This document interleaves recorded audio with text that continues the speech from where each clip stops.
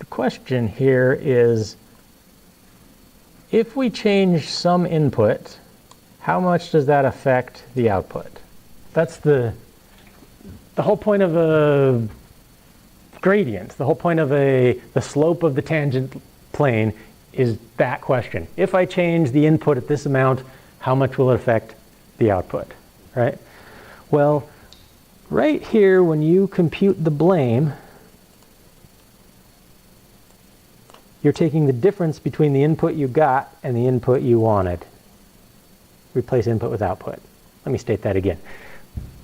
We do forward prop to compute what the predicted output is, and then we tell it what we actually wanted the predicted output to be. That difference is the difference in y. Does that make sense? And then when we backpropagate, it tells us the corresponding difference for all of the weights, given that tangent plane at that exact point. Did you follow that? The derivative of the neural net. With respect to, I mean, analytically. In fact, you can, and that's what we're doing. It seems like we're just trying to massage it into the backpropagation algorithm that was designed for computing for updated weight. Yeah, that's also true. Okay, well here, let me just tell you how to do it exactly, and then we'll talk about why that makes sense or doesn't. And maybe we're just being silly, but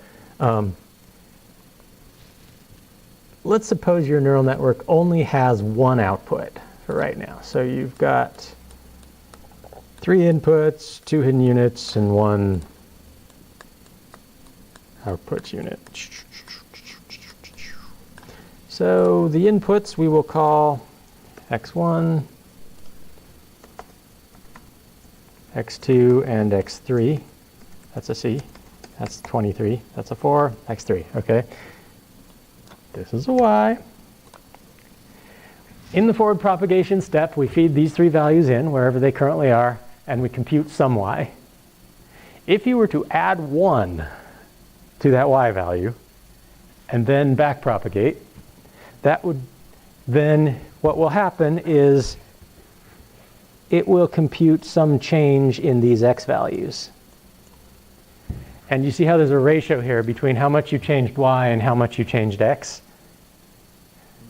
So then if you put y, if you put that 1 up here, and whatever happens to x right there, then you've got the ratio that goes with the tangent hyperplane of that, of the derivative of the manifold represented by the neural network.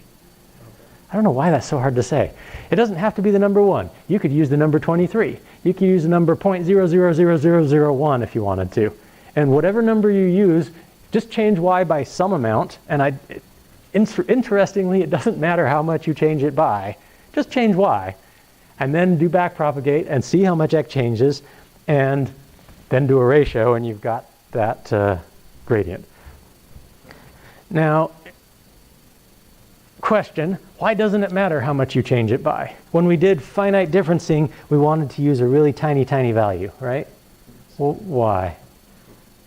We're doing it analytically. Yeah, when you use finite differencing, you were computing, let's suppose we used a value that's too big, like this one. We were actually computing those points on the function. And we were taking the differences between them and the ratios to estimate the gradient there, right? When we're doing backpropagation, we're actually computing those points. Because backpropagation is computed with respect to the tangent hyperplane, not with respect to the function, if that makes any sense. I don't know if I can fully describe that, but do you see how it doesn't really matter how big of a step you take here? You could take a step of 99.2 to pick an arbitrary number, and the ratio would end up being exactly the same. And you can and probably should test this. So in your code, try changing y by different amounts and see how that changes x by different amounts, and the ratio between them should remain the same no matter how you do it. And if that's the case, that validates what I'm just saying to you right now, which is that the backpropagation algorithm actually computes in closed form the true gradient of the tangent hyperplane of that function at that exact point. Okay. And now the question comes up, what if there are two outputs in your neural network?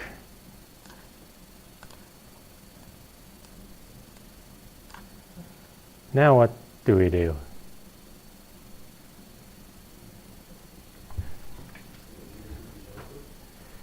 Yeah, so you kind of have to do them one at a time if you're trying to compute a Jacobian. Now, in fact, you could change them both, but then what you're really answering the question of is, after you apply backpropagation, you're answering, if I change x, how much does it change linear combination of these two values according to the specified amounts of change that I applied on the y's? And if that's what you want, that's great, but if you ever want that, you're doing something deep and impressive that I don't understand, because I don't know why you'd want to do that. So I would only change y one value at a time. I'd only change one of the values of y. And I'd probably use the number 1 for the difference, just because I like 1. It's a good, solid number, and why not, right? Because then the reciprocal of however much x changes ends up being the gradient of those values per y. Wait, for this work, you change only one y variable and see how the rest of the x change? Yeah, and it will compute how all of the x's change for that one change in y. And now let's look at the concept of Jacobian and see how this fits together. Jacobian matrix. Remember how the Jacobian matrix is how the function changes for all of the x's.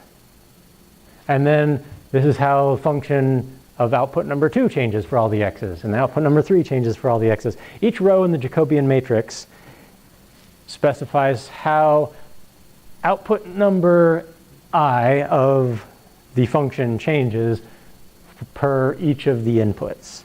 So in other words, one call through forward propagate,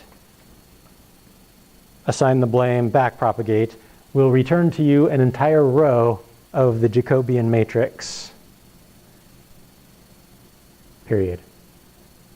I ended that sentence on the wrong tone of voice, but that's it.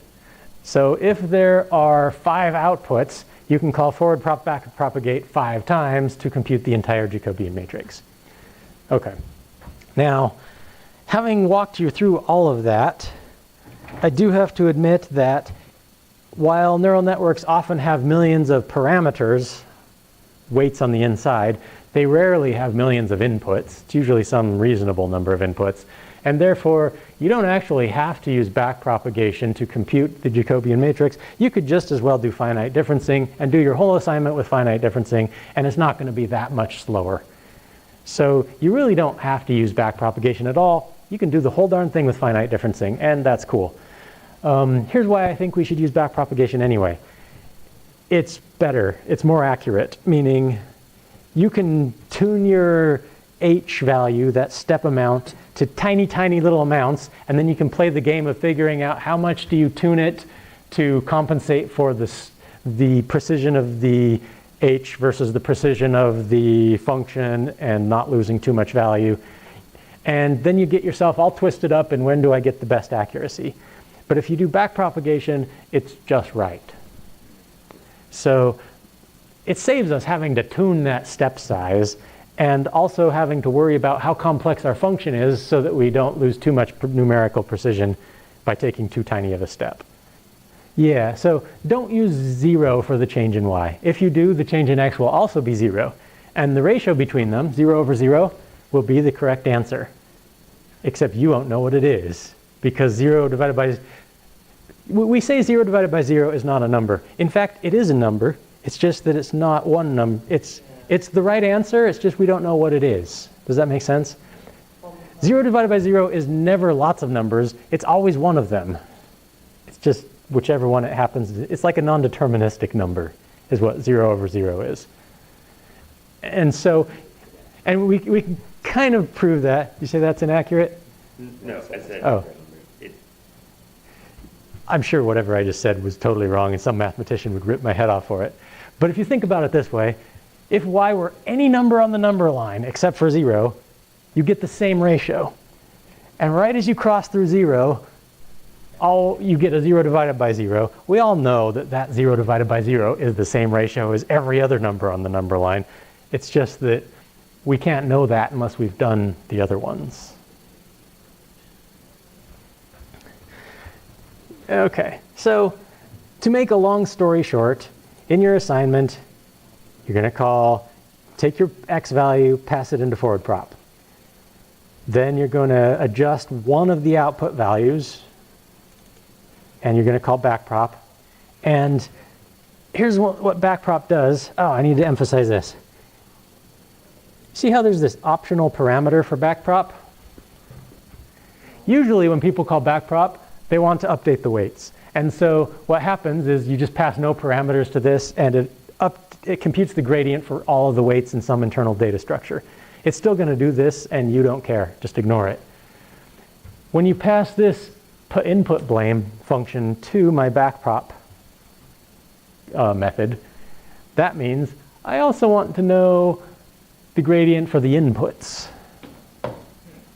So basically, pass a vector of the same size as in.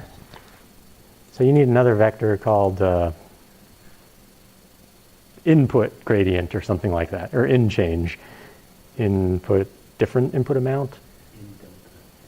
This is going to be the denominator. You can call it denominator if you want. So pass the denominator vector here to back prop, and it'll put in it how much x changed, given however much change you specified between your target and the actual prediction.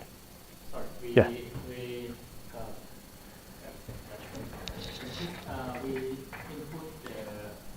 into backprop the delta x or delta y. It will return to you the delta x. In fact, let's make this very clear by doing it like this. I'm going to say void func vec x. So imagine that I have some x, and that x is my state. And I want to know the Jacobian of function neural net nn at this x. Output the delta x into that vector. Yeah, so let's call this state. The first thing I'm going to do is say vec prediction is equal to nn.forward prop state. And what I have done is I have now computed the current output at the current state. And then I'm going to say for int I equals 0, I is less than nn.outputs, I plus plus. So for each of the outputs, wait a minute, I need to forward prop it for each of them? Yeah, I do. Then I will say vec targ equals pred.copy, and targ I plus equals 1.0. So I'm adjusting the output of the target that I'm going to give to it. And I'm going to say neural net.compute output layer blame term. Is that what it was? Compute output layer blame terms. Yep, that's what it's called. Of targ. So now I've told my neural network, yeah, I know that pred is what you predicted, but targ is what I want you to predict. It's the same thing, but adjusted by this small amount. Then I'll say nn.backprop. And then I'll say what do we call this thing? Denom? Subvec or denominator. Okay, I need to define that. Vec, denom, and then dot inputs. Okay. And then I will say Jacobian dot row I dot set to How do you take that? 1 over denom, where somehow this is an element-wise operation because I'm getting lazy now. But suffice it to say, by the time this loop is done, J is now the Jacobian of that neural network, specifying how the output changes for each of the inputs and computed in closed form by the backprop algorithm Yeah, at point. at the point specified by state. Okay, that was all a huge mouthful, and in the end it wasn't that hard. Why didn't I just give you that code? Because then you wouldn't have learned anything. We had to know what we're doing, so there you go. And I'm out of time, but I believe you now have all the information you need to just bang out this assignment, so please feel free to get working on it. We'll keep talking about it, but I think I've given you all the things you need. And thanks for coming. See you next time.